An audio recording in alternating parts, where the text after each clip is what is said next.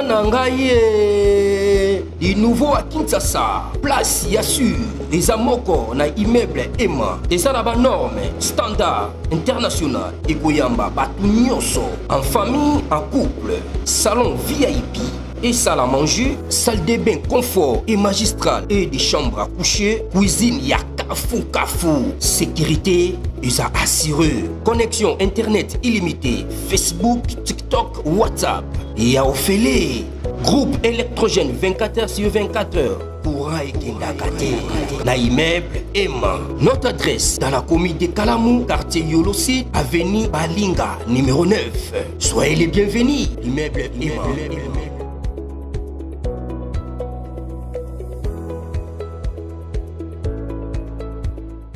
Bote bandeko balandi ya magazine d'actualité Christian chez vous bisika noso bozuli baku ya kolanda biso mokolo ya lelo. Nous sommes aujourd'hui mardi le 15 juillet 2025. Bienvenue à ce nouveau numéro. Salutation spéciale à l'honorable monsieur Blaise Dutou Monizi Mwanamboka.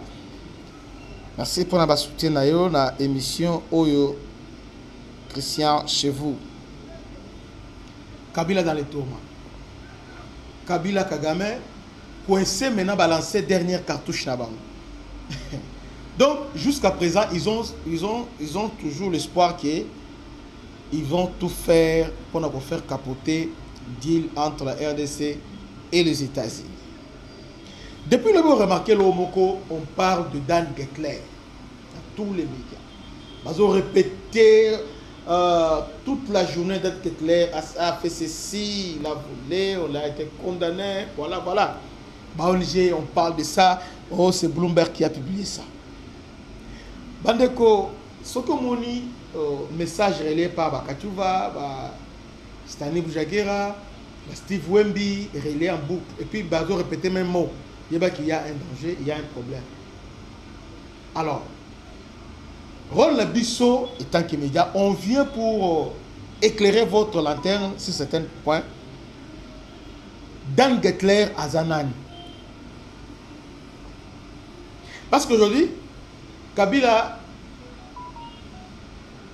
a financé maintenant les médias pour vilipender Dan Gettler. Alors que Makambu Oyo bazo vilipender, ils ont zongé moko. Andimi à se faire salir. Mais Dan Gettler est chaud. Mais qu'est-ce qui se passe? Est-ce que vous comprenez? Dan Gettler a été intermédiaire à Kabila. Dan Gettler, c'est lui qui a détruit l'Amiba. Pour dire en français, il a tué l'Amiba.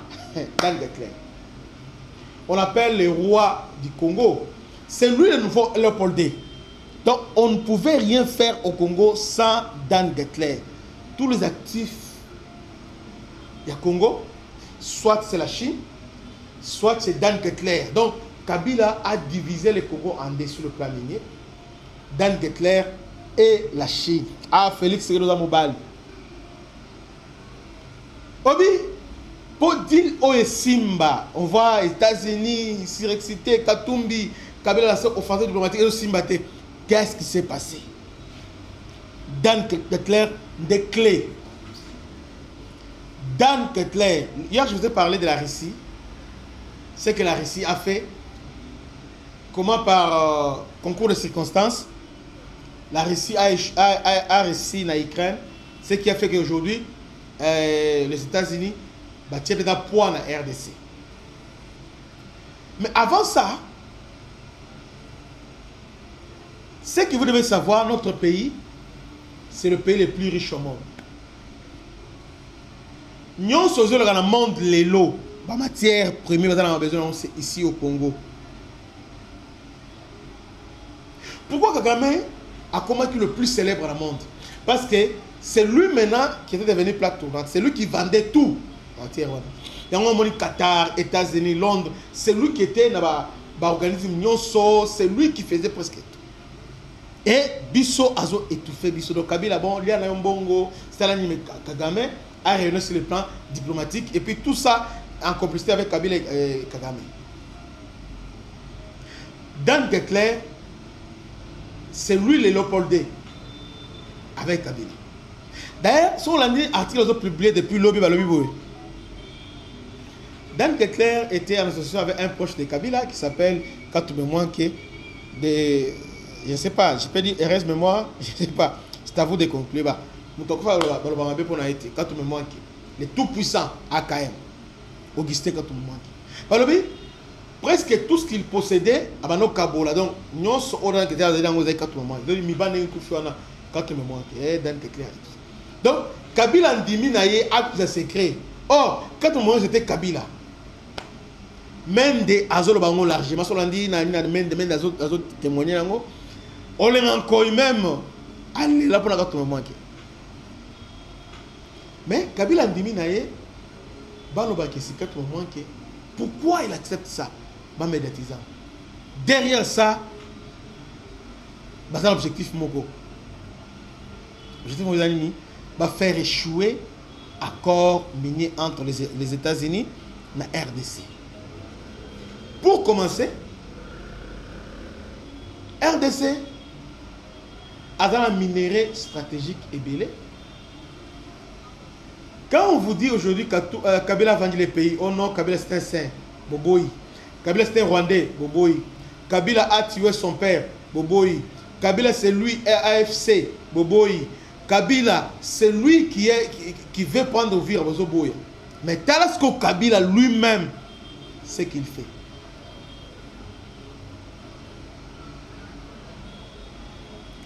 Dans le monde entier, voiture électrique, éteint, tout ça.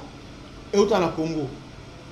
Téléphone ou smartphone, iPhone 15, iPhone 16, iPhone Boy, Samsung Ultra.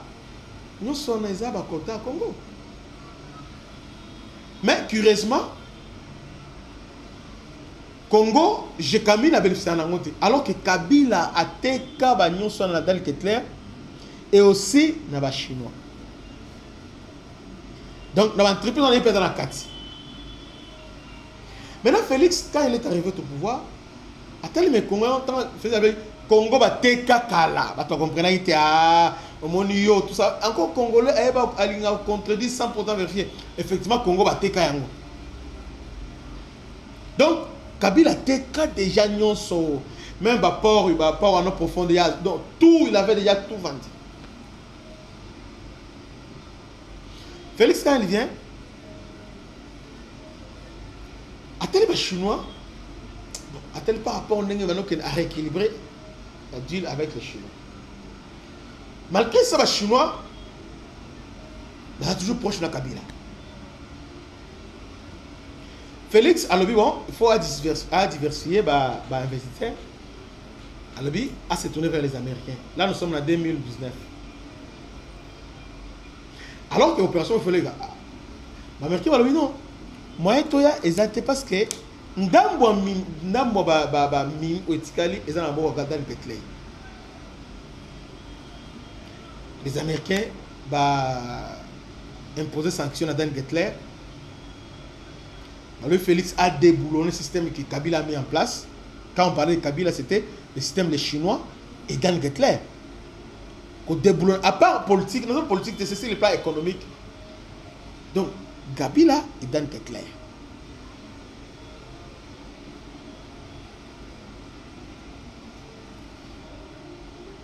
Félix était obligé de collaborer avec Dan Kettler.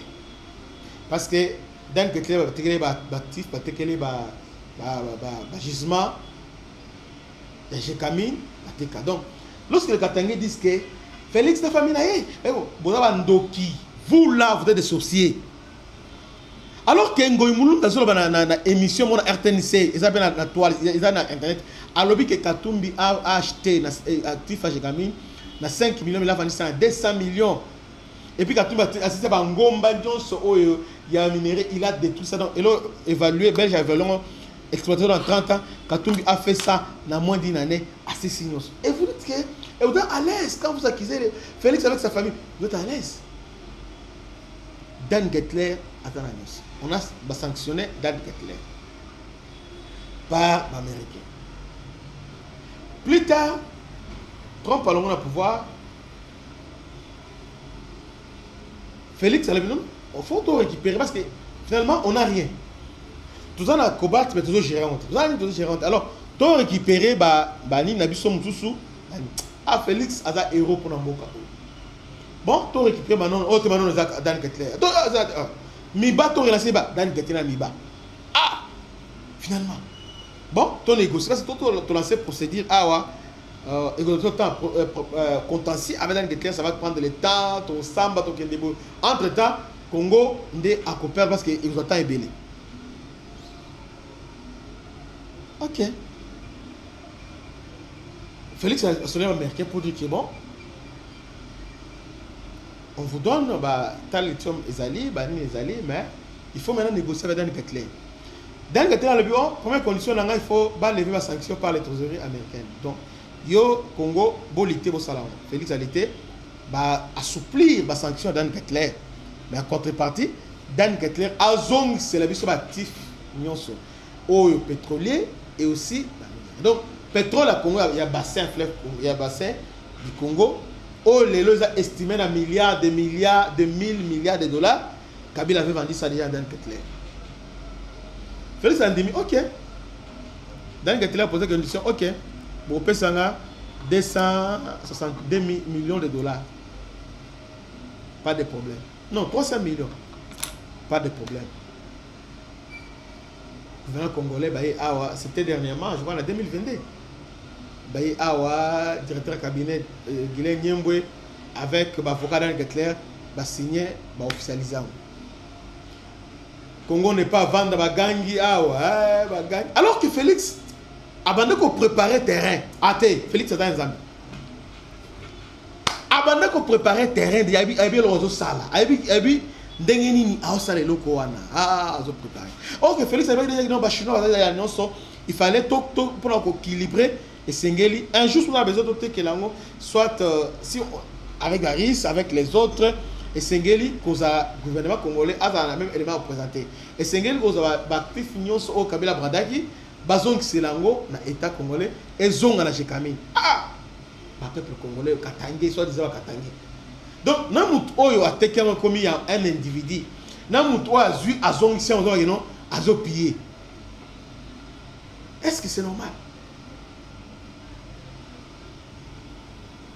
Qu'est-ce qui va se passer? Félix appelle Simbongo, allez, Tifane Zongi, Américain paye. C'est le doté. Ils ont accepté, il y a un moment qui paye Nani Joe Biden, Ayaki, na Angola, parce que Babylone, ils ont déjà commencé, quand on dit évacuation à minerai stratégique, dans la Chine a une grande partie. Tout le monde doit reconnaître les lots, combattre Congo est détenu par 80% par les Chinois. Là, les Américains vont venir. C'est-à-dire, Dan Kettler, quand on a cédé les les Américains vont récupérer ça.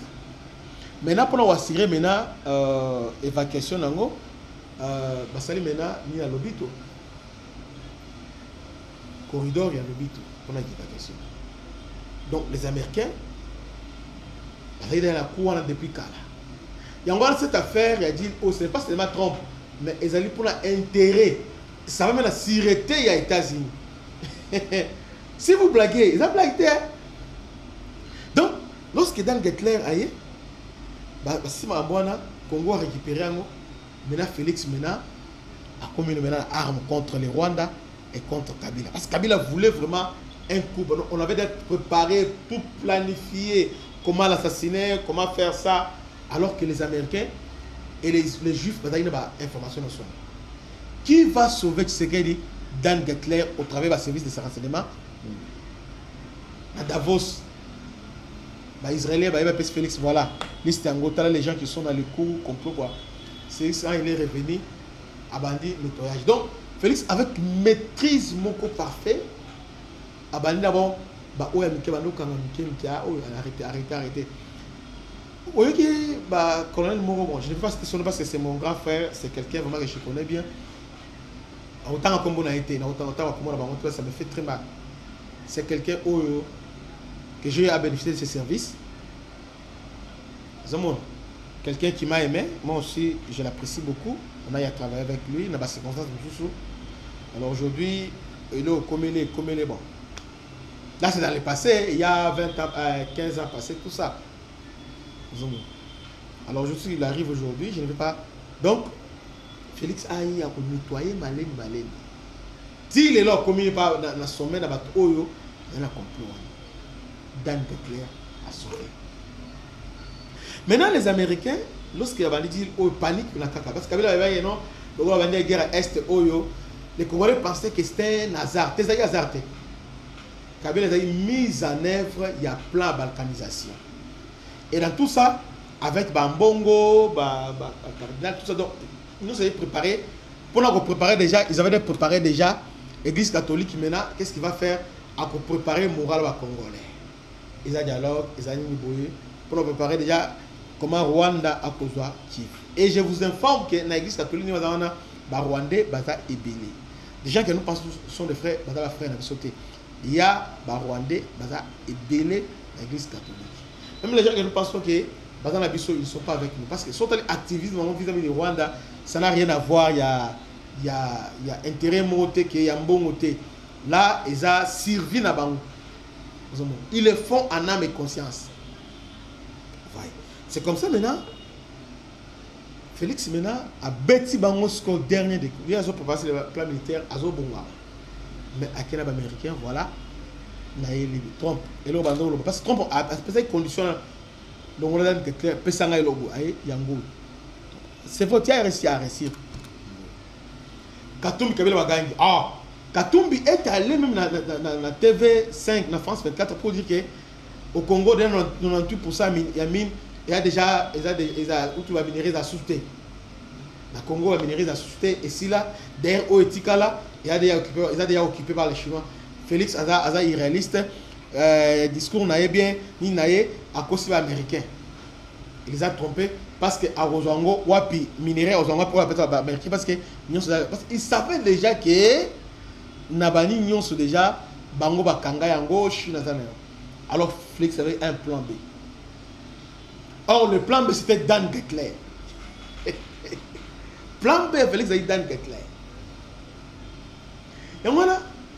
Tu as dernière minute Katumbi a vendu Chris Smith, na niveau à congrès, oh non, quand on parle de Botika, bon, je vais signer. Ben, comment ça est le côté? Trump a lui, il est le côté. Tu as la dernière minute, voilà, actif, on va signer. Congo a pris ce mina manon. Congo avait déjà récupéré ça, pas dans le clair. Ah, Kabila dépaysé. Chaos debout. Donc, mina manon au Kabila abanda au Chamotema, na bani nyos a Dan Declerc na Kabila va associé. Donc Dan Declerc déjà a été déjà. Félix a présenté. C'est parce qu'il faut faire sa preuve. Il faut américain. Bon, mine obino reçoit, ils ont parce que les gens disent quand tu m'as vu, on va chier dans ce genre de temps. T'as oyo Dan Declerc, ça qui actif yango. Tu vas récupérer. Allez, Molon de Sokom Biaka. Côté pétrole Néni. Ah, chef, on a récupéré le pétrole, t'as boy. Aujourd'hui, si on exploite notre pétrole, même Ouganda au télématé, même Gabon au télématé, donc même Angola, tu vas concurrencer. Et Sengo. Donc Félix Azali, génie en négociation. Il y a un monde Kabila, chaos, panique maintenant. Qu'est-ce qu'ils font? Israël, pour il y a arbitrage. Arbitrage, tribunal civil, arbitrage. Alors, ils rendent décision nango, blanchir Dan Declerc. Maintenant, bango siko Katumbi na batunaye aller balancer siko offensive médiatique contre Dan Declerc. Oh non, Israël va reconnaître Dan Declerc. À Corrompaki, il travaille avec Katumbi. Et puis, ils n'ont même pas peur. Parce que ils ont bangaté de citer Katumbi. Tout ça, c'est Katumbi. Il parle Katumbi. Katumbi, c'est lui qui a fabriqué Katumbi. Katumbi, c'est lui l'ami personnel à Kabila. Donc, ils n'ont pas peur. Ils ont commencé à relier sans désordre, tout ça. Parce que, pourquoi ça, les Congolais, bisous Congolais, pour ça raisonnement plus loin. Parce que nous sommes animés par les sentiments tribaux. Parce que le mot Moussou, Quand on parle de cas comme moi, Dan Gettler, c'est Kabila directement, c'est lui qui lui a tout donné. Maintenant, aujourd'hui, on va diaboliser pour l'année. Il y a un moment depuis lobby, ils ont commencé à diaboliser Dan Gettler. Ah, Moni, Aïbina Congo, il a fait ceci. Oh, alors qu'en réalité, ils ont parce que au Congo, pour le chantage, pour Bamerké Batomboka. Bamerké Trump, mais ah, comment les États-Unis va faire avec Dan Gettler alors que corruption dans Israël. Voilà, il vient à mon donc, dernier cartouche, ça ne peut pas faire capoter. Accord, États-Unis, il y a un autre tali, Bango Lelo, Staline, Jacquera, les autres, et Dan Gettler a volé. Dan Gettler. Alors que l'article, on appelle Ezabongo, il y a site américain au Bloomberg, il y a article, mais ils ont manipulé l'information. L'objectif, l'objectif va manipuler l'opinion nationale et internationale. Et ils ont compris en retard parce qu'ils se disaient que Félix Sarkozy, minéral aux Arabes, ils ne savaient pas que Félix avait déjà récupéré Nyonso et Dan Gettler. Nyonso, Dan Gettler a tout vendu dans le gouvernement congolais. Bravo, coup du maître. Oyo, il n'y a que Félix Tshisekedi, tu es capable de faire quelque chose, il y a bouillant. Comment Dan Gettler s'est retrouvé au cœur d'une élite autour des deals miniers ISA RDC? Botanga na Beto, Botanga na Bloomberg, Bomona Maman Oyo, Naoti Koulouba Ao. Donc Félix a bêti Bango dernier coup. Panique, chaos, et penser que la dernière minute, bon, les Chinois, les Chinois sont déjà minérés, ils sont déjà justement sur le Congo, alors que le lendemain, Kabolulu a été arrêté. Pourquoi on a arrêté Kabolulu? Kabolulu est ministre de la mine depuis 2006. S'il n'a départ à Kabila, ministre. C'est comme ça, c'est lui maintenant qui va démonter au Isaboui. Avec tout l'appui. Ah oui, Salim Boui. C'est lui qui a aidé. Avec les autres, c'est Kabolulu qui a aidé. Dans les jours qui viennent, il y aura plusieurs arrestations civiles et les militaires. Parce qu'il Dan Gettler a TQ plan déjà, a cité impliqué dans le complot contre Félix Tshisekedi, contre la République. Peut atteindre l'union sur le Kabolulu, avocat. Il y a Dan Gettler au Bakangay parce qu'il a été au Kabila son maître Meda et belé. C'était un problème. Donc voilà un peu ma lumière, ma petite contribution na front médiatique balancé contre la RDC.